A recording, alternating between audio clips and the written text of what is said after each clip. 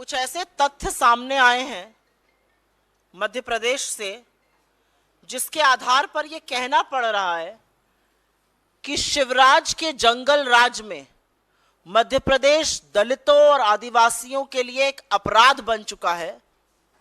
और खास तौर से अगर दलित महिला या आदिवासी महिला है तो उसके लिए शिवराज जी का मध्य प्रदेश नर्क बन चुका है। आप सबने 12 साल की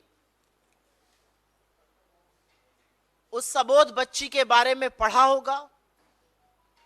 रूह कांपने वाला इंसिडेंट है।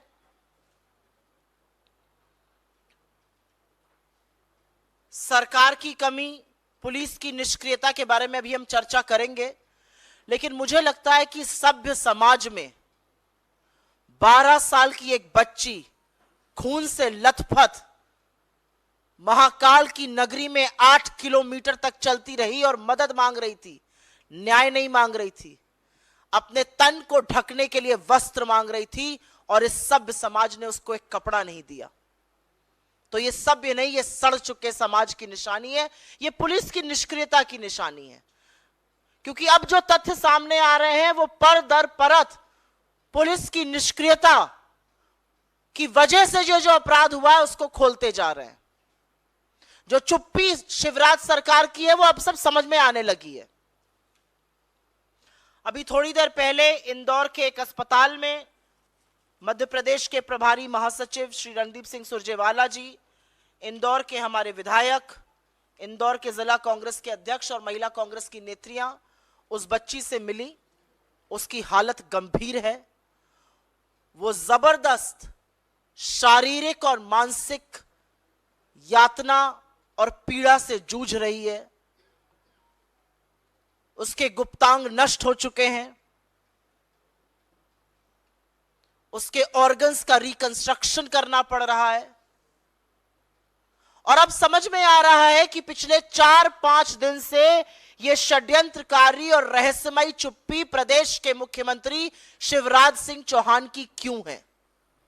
क्योंकि तथ्य यह सामने आ रहा है कि वो 12 साल की बच्ची, सतना की रहने वाली एक दलित परिवार की बच्ची है, जिसको लीपा पोती करके यह बताया जा रहा था कि वो उत्तर प्रदेश की है, भिखारी है और विक्षिप्त दिमाग की है। वो सतना की रहने वाली है, दलित परिवार की बच्ची है। सतना स्कूल गई थी, घर नहीं लौटी। उसके परिवारजनों ने सतना की पुलिस में जाकर एफआईआर करने की कोशिश की और यहां से पुलिस की लापरवाही और पुलिस के अपराधी होने का स्वांग शुरू होता है।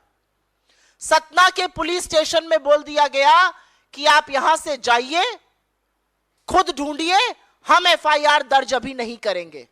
24 घंटे बर्बाद कर दिए गए। अगर सतना के पुलिस स्टेशन, बस स्टेशन पर, रेलवे स्टेशन पर जाकर सीसीटीवी कैमरा चेक किया गया होता तो शायद ये दुर्घटना, शायद ये दुष्कर्म, शायद ये पाप, शायद ये अन्याय टाला जा सकता था।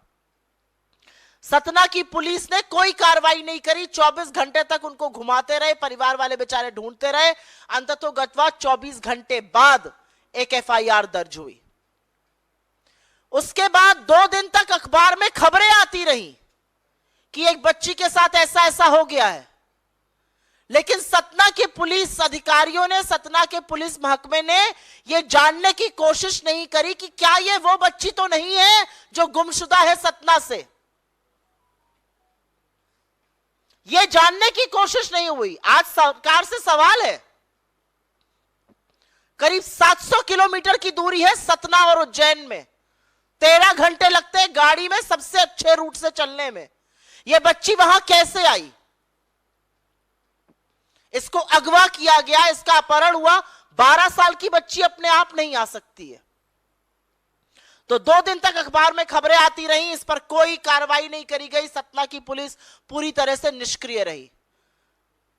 उसके बाद शुरू होता है उज्जैन की पुलिस का पाप।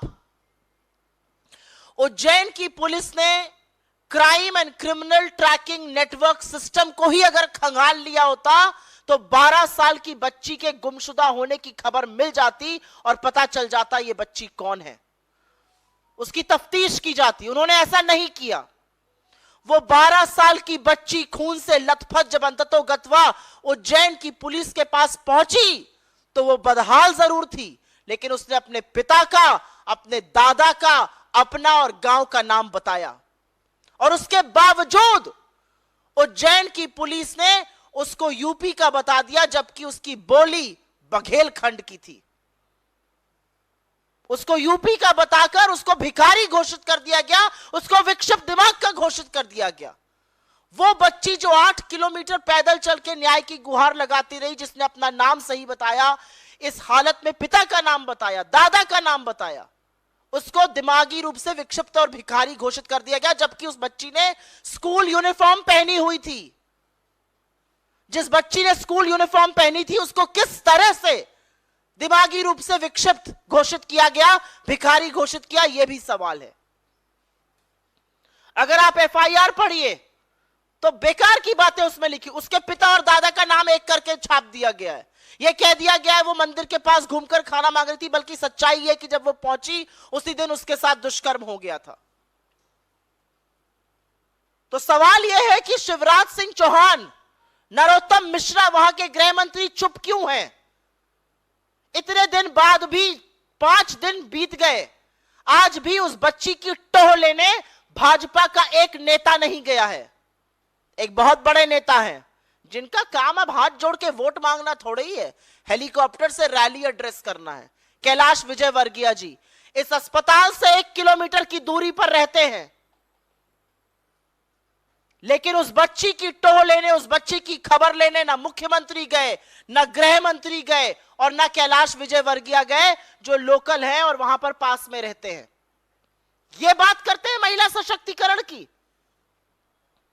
एक दलित बच्ची के साथ दुष्कर्म हुआ, उसकी लीपापोती करने की कोशिश करी गई, उसको यूपी का बताने की कोशिश करी गई, उसको भिखारी और विक्षिप्त बताने की कोशिश की गई।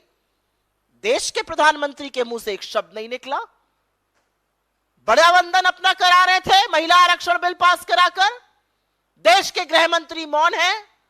एक महिला बाल विकास मंत्री है इस देश में, वो मुहूर्त और समय देखकर बोलती हैं सिर्फ और सिर्फ राहुल गांधी जी के खिलाफ। चुप है। महिला आयोग चुप है। एनसीपीसीआर की चुप्पी बर्दाश्त नहीं हो रही है। यह बाल संरक्षण आयोग क्यों चुप बैठा हुआ है? ये सब लोग मौन हैं, ये सब लोग चुप हैं। लेकिन एक दलित बच्ची के साथ वो दुष्कर्म हुआ है जो अमानवीय है, जिसको सोचकर आपकी हाड़ कांप जाएगी। इन लोगों के पास बड़े बड़े इश्तिहार मध्य प्रदेश में लगाने का टाइम है, पैसा है। हेलीकॉप्टर से घूम घूम कर, उड़न खटोले से घूम घूम कर खूब रैली और भाषण बांटने का टाइम है। इनके पास कार्यकर्ता महाकुंभ करने का वक्त है, लेकिन इनके पास यह वक्त नहीं है कि उस अबोध बच्ची की टोह ली जा सके, उसके परिवार को सांत्वना दी जा सके, प्रशासन और पुलिस से उसके परिवार को वहां बुलाया जा सके।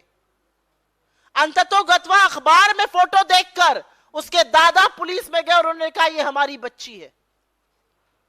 क्यों छुपाया जा रहा है कि वो दलित परिवार की है? क्यों छुपाया जा रहा है कि वो सतना की है? क्यों छुपाया जा रहा है कि पुलिस की निष्क्रियता और पुलिस के चलते, पुलिस और प्रशासन का फेलियर है कि उस लड़की के साथ यह हुआ? अगर 24 घंटे पहले एफआईआर दर्ज हो जाती, अगर सीसीटीवी ट्रैक हो जाते, अगर वो बच्ची मिल जाती, तो उसके साथ ऐसी अमानवीय, ऐसी बर्बरता कतई ना होती। ये चुनावी महोत्सव मना रहे हैं। क्या है चुनाव? क्यों होते हैं चुनाव?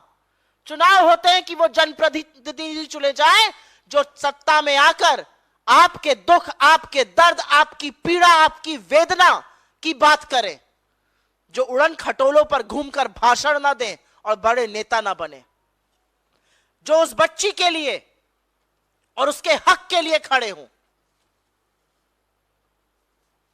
चुनावी महोत्सव मना रहे हैं। ये बात करेंगे महिला सशक्तिकरण की। Welcome to K-Mall, a premium project by Kaleen Group. K-Mall is in the heart of Kolkata's electronic, garment and lifestyle hub, Khidirpur. K-Mall, which is designed as a world-class mall, is the outcome of endless effort of our experts, combined with modern superb techniques and new age design. Book now